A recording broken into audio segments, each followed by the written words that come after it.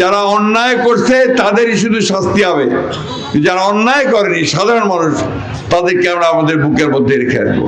ভারতবর্ষ চলে গেছে হাসিনা, মাঝখান থেকে তার যারা সমর্থক আছে তাদেরকে বিপদে ফেলে গেছে।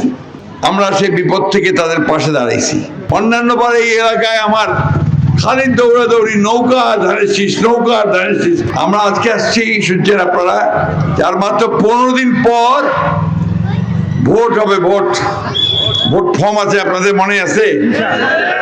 এর আগে আমরা যারা এমপি ইলেকশন করছি 15 বছর আগে, মাঝখানে আমরা কোনো ভোট দিতে পারি নাই, তাই না?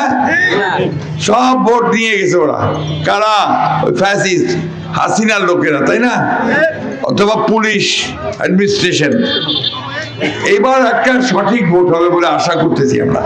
টানা তৃতীয়বার অর্জন করেছে দেশের সেরা সুপার ব্র্যান্ড স্বীকৃতি বসুন্ধরা টিস্যু। অর্থাৎ যার ভোট সে দিতে পারবে, যাকে খুশি তাকে দিতে পারবে, তাই না? এটা আপনারা আশা করেন তো নাকি? ভোট দিবা যাবেন তো নাকি?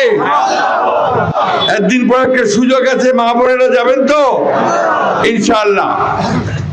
এইবার ভোটটা আমরা একটু অন্যরকম হচ্ছে। অন্যান্য বার এই এলাকায় আমার খালি দৌড়াদৌড়ি, নৌকা ধানের শীষ, নৌকা ধানের শীষ, তাই না? মনে আছে? এবার নৌকাটা নাই, নৌকা এবার আপনার পালাইছে। ভারতবর্ষ চলে গেছে হাসিনা, মাঝখান থেকে তার যারা সমর্থক আছে তাদেরকে বিপদে ফেলে গেছে। আমরা সেই বিপদ থেকে তাদের পাশে দাঁড়াইছি।